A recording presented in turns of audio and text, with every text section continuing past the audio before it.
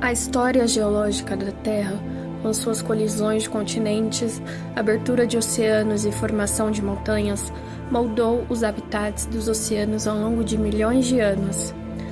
Há uma força invisível sob nossos pés que molda montanhas, abre oceanos e determina onde a vida floresce, a tectônica de placas.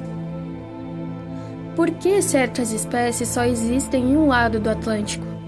Como o surgimento de um novo oceano pode criar uma explosão de biodiversidade?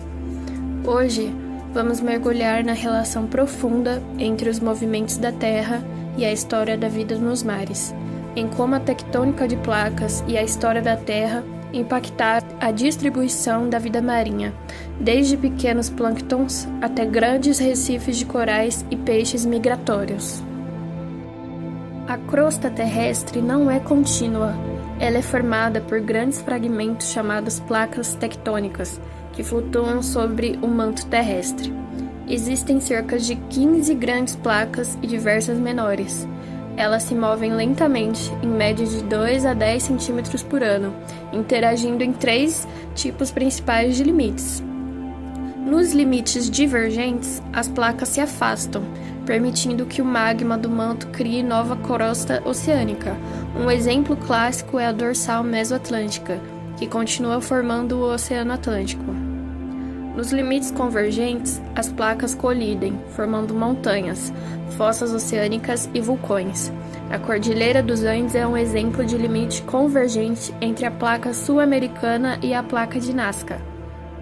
Nos limites transformantes, as placas deslizam lateralmente, causando terremotos. A famosa falha de San Andreas, na Califórnia, é um exemplo bem conhecido.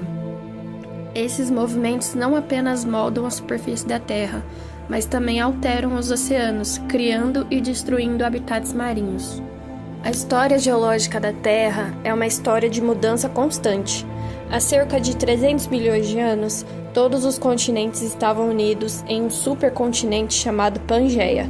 Com o tempo, a fragmentação de Pangeia deu origem a Gondwana e Laurásia, e depois a configuração que conhecemos hoje. Esse movimento remodelou completamente os oceanos e a circulação marinha. A abertura de novos oceanos não apenas criou espaço para a água se mover, mas também isolou populações de organismos marinhos, dando origem a processos de especiação. O Atlântico Sul, por exemplo, nasceu da separação entre a América do Sul e a África. Esse evento dividiu populações inteiras de organismos marinhos. Espécies que antes compartilhavam o mesmo ambiente passaram a evoluir isoladas, acumulando diferenças genéticas e se transformando em novas espécies, um processo chamado de especiação alopátrica. Além disso, a tectônica influencia o clima. A formação de montanhas altera correntes atmosféricas e padrões de vento, enquanto a posição dos continentes altera correntes oceânicas e transporte de nutrientes. Assim, a tectônica molda o ambiente físico que determina onde a vida marinha pode prosperar. Pesquisas recentes indicam que a tectônica de placas influencia a biodiversidade global de forma cíclica. Um estudo publicado em 2025 demonstrou que a diversidade de organismos marinhos segue ciclos de aproximadamente 60 milhões de anos, sincronizados com grandes eventos tectônicos. Quando as placas se movem e novos oceanos se formam, novos habitats surgem, promovendo diversificação. Mas quando grandes colisões acontecem, ecossistemas inteiros podem ser destruídos, levando a eventos de extinção. Assim, a tectônica funciona como um motor invisível que cria oportunidades e desafios para a vida marinha.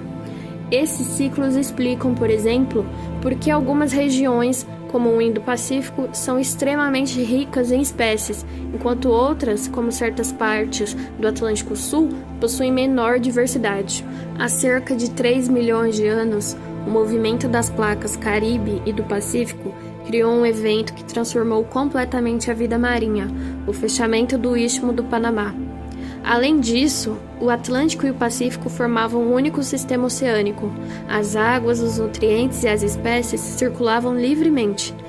Com a elevação do istmo, as correntes foram bloqueadas e os dois oceanos se tornaram mundos separados. Espécies que antes conviviam juntas passaram a evoluir isoladas.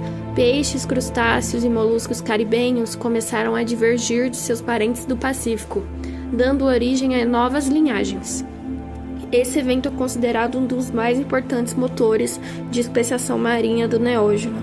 Além disso, a alteração nas correntes oceânicas intensificou a corrente do Golfo, modificando o clima global e até influenciando o início das glaciações no hemisfério norte. A região da Indonésia é uma das mais complexas fronteiras tectônicas do planeta. Ali se encontram 3 grandes placas: a australiana, a eurasiana e a do Pacífico. Durante os últimos 25 milhões de anos, o movimento dessas placas fez surgir centenas de ilhas vulcânicas, criando um verdadeiro arquipélago dinâmico, com mares rasos, recifes e correntes diversas. Cada nova ilha serviu como um laboratório natural para a evolução. Espécies marinhas puderam se dispersar, isolar e readaptar-se inúmeras vezes. Essa dinâmica explica por que a Indonésia é hoje o centro da chamada Coral Triangle, a área com maior diversidade marinha do planeta. Além disso, os processos tectônicos criaram passagens e barreiras entre o Oceano Índico e o Pacífico, modulando a temperatura, a salinidade e fluxo de nutrientes. Essas variações impulsionaram a formação de novos nichos ecológicos, especialmente para corais, moluscos e peixes tropicais. A tectônica de placas não é apenas um fenômeno geológico. Ela molda os oceanos, cria novos habitats, isola espécies e influencia a biodiversidade marinha ao longo de milhões de anos. Entender esses processos nos ajuda a prever mudanças nos ecossistemas, planejar esforços de conservação e proteger a riqueza da vida nos oceanos. Ao estudar a Terra e seus movimentos, percebemos que geologia e biologia estão intimamente conectadas. Cada recife, cada cardume, cada espécie marinha que encontramos hoje é o resultado de milhões de anos de tectônica em ação. Preservar nossos oceanos é preservar essa história viva.